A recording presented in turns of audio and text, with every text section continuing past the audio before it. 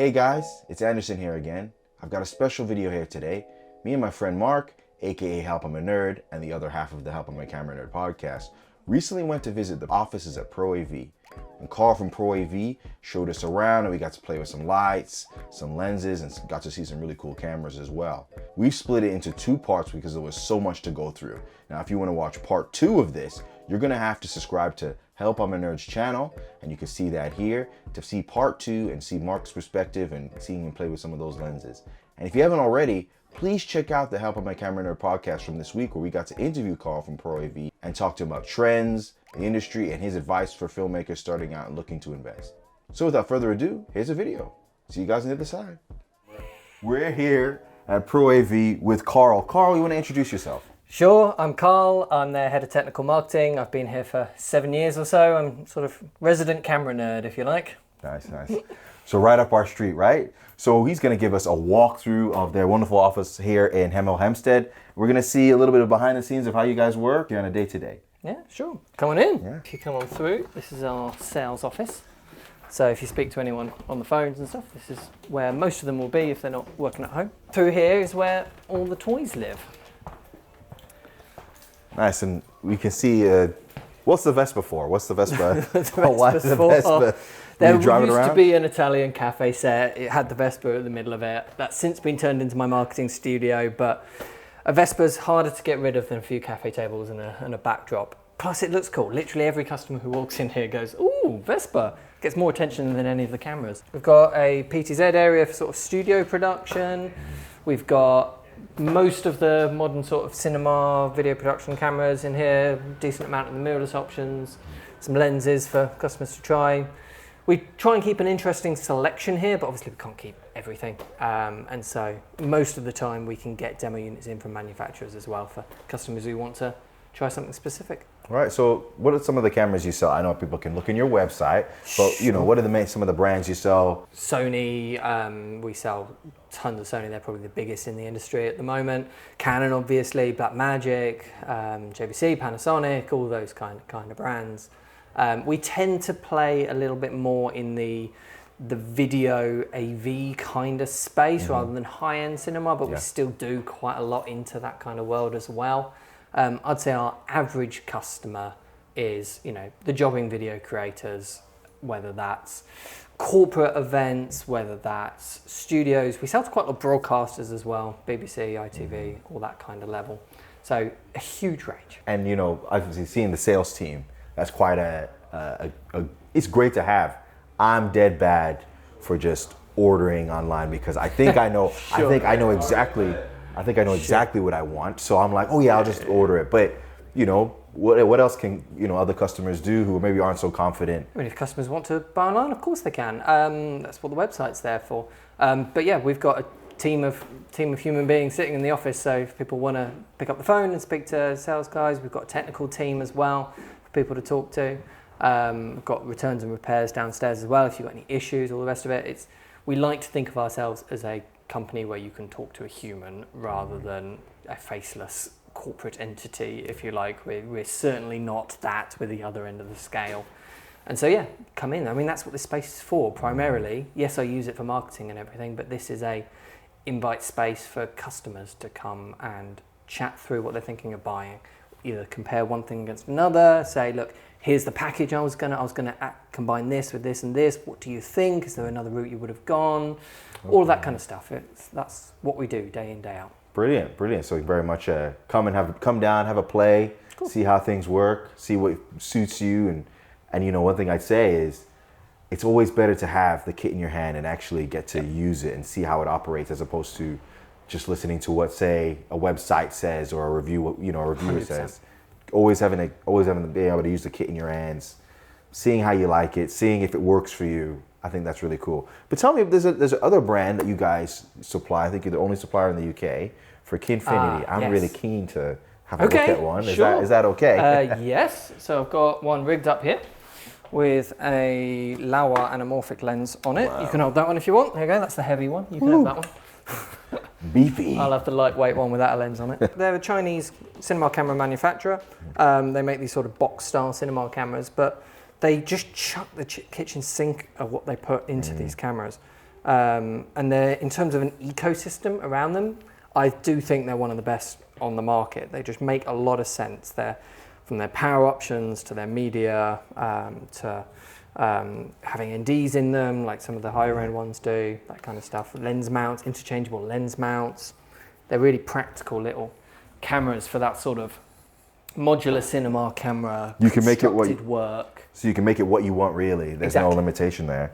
Exactly. Yeah, I mean, it feels good to the hold. I mean, obviously, it's got this massive anamorphic lens at the front of it. The brand new Laowa Proteus 35 T2.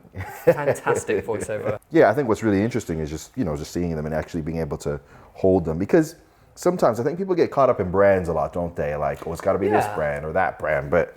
And don't get me wrong, there are parts of the industry where that is really important. You know, if that's how you get your work, by rocking up on set with an Arri or a Sony or whatever, then sure, that makes sense. Buy that camera. If you do the kind of work where you just want really high quality results and nobody really asks you what camera it's shot on, which is a decent amount of the market as well, that's where brands like Blackmagic, Infinity, that's where they live. DJI with their new Ronin, that kind of stuff.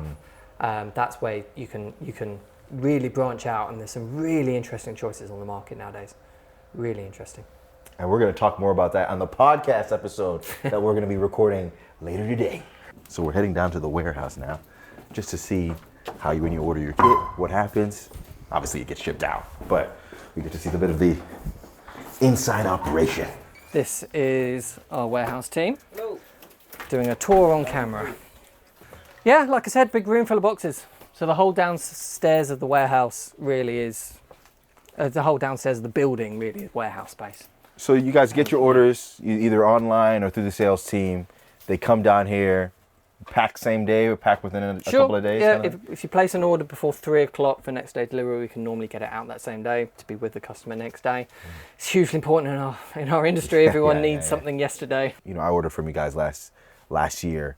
You were like the only people in stock with the Flowtech Active 6. Oh, you were lucky. Those are hard to find in stock. To currently get that is impossible to find. They are. Yeah, sorry. They can't make them fast enough. Their carbon weaving machine is in overdrive. That's what they were saying. They were like, I'd gone to other places and they said, that exact thing, that in Germany the supply chain was a bit slow. So, but yeah, you guys sorted me out. I had it next day. I was so excited. I was so excited. Oh, my tripod. What are these tiny little lenses? Some of our second-hand shelves are this stuff, so that's why this isn't all nice and boxed and sealed. But these are little Laowa things, I think. I think this might be Micro Four Thirds. Looks cute. Yeah, that's their Micro Four Thirds 9mm. It's absolutely tiny, isn't it? Stick that on the front of GH5 or whatever. In fact, that was used quite a lot for in-car rigs. That kind of little lens. Nice. Laowa make good stuff. I like Laowa. One thing we don't really talk a lot about on this channel is lighting. Well, not yet. We're going to be getting to be talking about that soon. Just in terms of the lighting supplies you guys have, all the major brands, I'm guessing. What are some of your favorites? What's the... So firstly, we do a load of lighting. We've got a lighting specialist called Luke, who's an amazing guy. So if anyone is wondering about lighting, come talk to us. Some of my favorites, I love the Aperture stuff. I love their app. I'm really into iFootage at the moment, lighting. They're doing something, they're a bit of a new brand on the scene, and they're doing something a bit different to everyone else. So these are their new ones, which is why I've come in here. So that's the brand, that's their big one that I use. Oh wow, is that a 320? 320, okay. Exactly. Nice build quality. Very similar box to Aperture there. That's quite useful. So they do a range of portable cob lights. So they do a 60 watt and a 130 watt in daylight or thing. So if you know an Aperture 120D or something like that, that's the same brightness, if not slightly brighter. And it's tiny. You can run it off USB-C power, run it off Velox really easily with their little battery grip or even MPF batteries. Mini Bowens on the front, but it comes with an adapter to go to full Bowens. Wow, okay. It's a really cool light. And the daylight ones on all of iFootage's ones, they're daylight only, are the most color accurate lights I've ever tested in the industry. Wow. So they beat out, and that's verified by everywhere that's tested them independently as well. Wow. They beat out everything. Like everything from Arri, from KinoFlow, from all these massive brands that you think of as being, the top end of lighting. Yeah. They've come along and released a super cheap. I mean, that's only a few £100. It's insane. Really, really cool little lighting company. That's really useful. You can just kind of stick that anywhere. Yeah. Like almost. Me and Mark, we both use a lot of the little MC Pros that from Yes. Aperture that are really cute. Cute, that's the wrong term. They're really useful to just, you want to lie on a desk or just above you and you can put them on something. But this could almost make, I know it's a bit bigger, but this could replace that in a lot of instances because when you just want a little bit more power, a little bit more direction on it. I thought that was an MT Pro when I picked it up. It's not. It's the Roscoe Dash, very similar. That's a sort of more cinematographer focused one. That the best build quality of any light I've ever picked up. Really, that Do one. a trade. Oh wow, Super cool. That is really nice to Built like a hold. tank, It isn't it? really is. I won't drop it, but if you did, it'd hurt the floor. I'm pretty sure you could chuck that out the window and it'd survive. You'd So be you all got right. different colors there. What else have we got? And this is why you come to a showroom like this, because you can just get to play with things you wouldn't normally use, or maybe you've just read about or just saw a news release on, and you could actually come down and have it because, now my wallet is begging me to make a purchase. It's almost as if the space was designed to do that, isn't it? Yeah. How funny.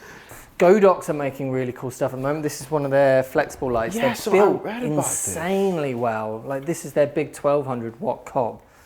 It is ridiculously well built. Like they are so rugged and powerful. Sorry. Wow, it's gonna Overexposed. Are you gonna do auto exposure on this? You want auto exposure or manual? Because that would have changed it. This is the small softbox, by the way, that goes with that tiny little iFootage light that we saw. Yeah. So this is their little portable softbox. But yeah, one of those and that as like a interview key light. Just chuck it in a little bag. You could almost put that in your camera bag. It's so small. Yeah. Run it off a USB-C battery. It's brilliant.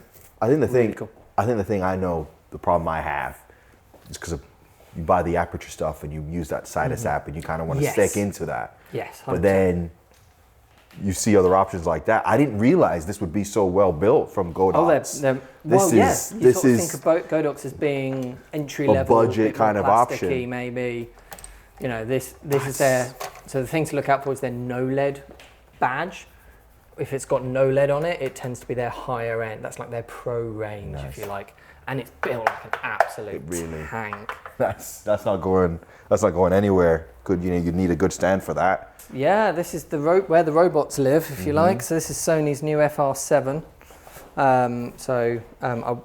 I get told off by the specialist if I move them without them being powered on. But yeah, they are pan tilt zoom cameras, basically. Cinema ones and small ones, This is really, really changing the way that the sort of corporate and events space is being done. They used to be a real compromise in image quality like a few years ago, and nowadays, this is an FX6 in a pan tilt zoom camera. Yeah. It's insane quality what you can get out of some of these now. At my church, I am like Yes. I'm not the official communications officer, but I am, and do tons But of live nobody else streaming. is doing No, it. exactly. Yep. Exactly. It's I like, know the it situation. so it's like I've had to upskill on using live streaming Yes. and remote stuff. And so like you're looking at this, 4 or 5 years ago, I'd have never looked twice at this stuff. No, you but just now dismiss it. Now it's really integral to how we do things. But it's all about capturing content. You got to do it the best way you can. And I think just getting the right tools will make it easier. You can, sure, there's ways you can rig around and make anything work for any other application. But the whole point of getting a bespoke option is that it's ease of use. It saves you time. It saves you money. Amount of corporate companies and houses of worship as well that have started streaming during COVID pandemic, and now the world's gone back to normal. Gone, well, this is working so well for us. Yeah. Why we'd be stupid to stop this? And so they're properly putting in, into their halls, into their conference rooms, anything like that. A sort of series of these properly mounted up in the roof is yeah, it's very common now. I've been on camera load, so we're not going to switch. So Mark is going to be on screen. Thanks for watching part 1 of our ProAV video tour. To see part 2, head on over to Help I'm a Nerd's YouTube channel. And don't forget to like and subscribe for more filmmaking content.